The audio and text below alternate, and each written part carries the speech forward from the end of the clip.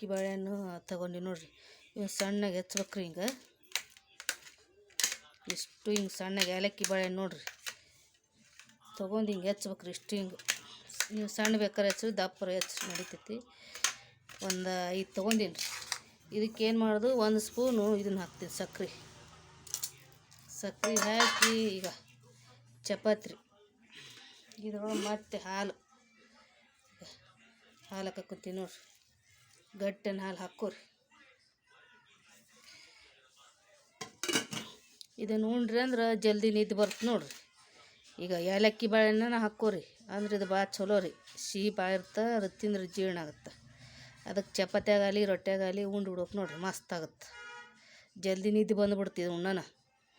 ಏನು ಮಾಡೀನಿ, ಒಂದು 5 ಬಾಳೆಹಣ್ಣು, ಒಂದು 2 ಸ್ಪೂನ್ ಸಕ್ರೆ, ಹಾಲು ಇಷ್ಟ ನೋಡ್ರಿ. ಚಪಾತಿಯಾಗಾರ ಉಂಡ್ರಿ ರೊಟ್ಟಿಯಾಗಾರ ಉಂಡ್ರಿ, ಜಲ್ದಿ ನಿದ್ದೆ ಬಂದುಬಿಡುತ್ತೆ ನೋಡ್ರಿ. ಅದಕ್ಕೆ ಇದು ಉಂಡ ತಕ್ಷಣ ನಿದ್ದೆ ಹತ್ತತ್ತೆ ನಿಮಗೆ. ಅದಕ್ಕೆ ಇದು ನ್ಯಾಚುರಲ್ ಐತಿ, ಇದನ್ನ ಉಂಡ್ರಿ.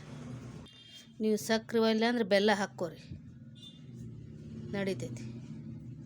ಇನ್ನೇನು ಮಾಡೋದು, ಆಮೇಲೆ ಐತಲ್ಲ ಇನ್ನೊಂದು ದೊಡ್ಡ ಪ್ಲೇಟ್ ತೊಗೊಂಡ್ರೆ ಹಾಕ್ಕೊಂಡು ಕಲಿಸ್ರಿ.